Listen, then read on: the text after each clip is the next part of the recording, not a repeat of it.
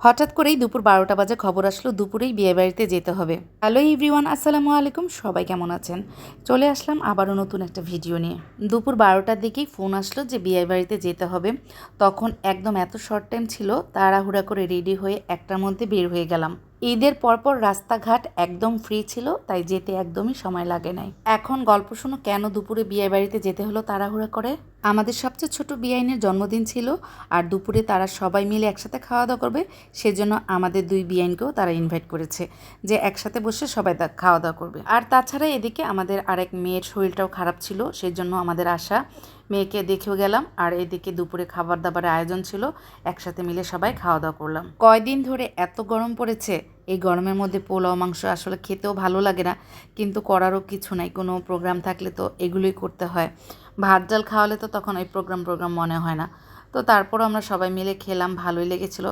আর আমাদের বিয়াই এদিকে বলছিল, সে তো সব সময় সবাইকে এনকারেজ করে, এই যে সুন্দর সুন্দর করে রান্না করে, রান্নাগুলো যারা করে তাদেরকে সে এতভাবে মানে এনকারেজ করে যে সবাই খুবই খুশি হয়।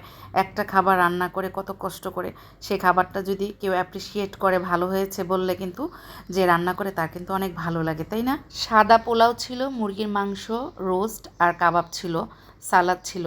সব কিছু মিলে খাবারটাও অসাধারণ ছিল। হালকা হালকা গরম ছিল, তারপরে যখন বসে খাওয়া দাওয়া করছিলাম আস্তে আস্তে, তখন আবার ঠান্ডা লেগেছিল।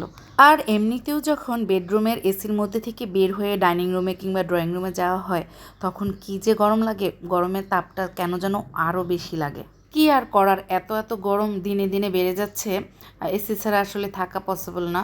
তো এসির মধ্যে থাকার পর বাইরে বের হলে আসলে খুবই খারাপ লাগে। এদিকে আমরা এসেছি মেয়ের শ্বশুরবাড়িতে, আর এদিকে দুপুরে খাবার দাবারের পর মেয়ে আর মেয়ের হাজব্যান্ড ওরা একটা কলিগসের বিয়ে খাওয়ার জন্য রেডি হয়ে যাচ্ছে। তো ওদের সাথে আমাদের যাওয়ার কথা ছিল, বাট যাওয়া হচ্ছে না। ওরা খুবই তাড়াহুড়া করে রেডি হচ্ছে এই গরমের মধ্যে। এখন ওরা যাবে বিয়ে খেতে। মেয়ের জামাই রেডি হচ্ছিল, সেটাও আমি একটু ভিডিও করলাম। আর এইদিকে আমার মেয়েকে আমি শাড়িটা পরিয়ে দিলাম। আমার মেয়ে যদিও এখন অনেক এক্সপার্ট শাড়ি পরাতে, আমি ওর থেকে এখন কম পরাতে পারি। তারপরে একটু সিল্কের শাড়ি ছিল, তো জাস্ট একটু শেয়ার করে ওর সাথে আমি ধরে দিলাম, শাড়িটাও পরে নিয়েছে। তো এখন মেয়েটাকে বিদায় দিয়ে দিলাম।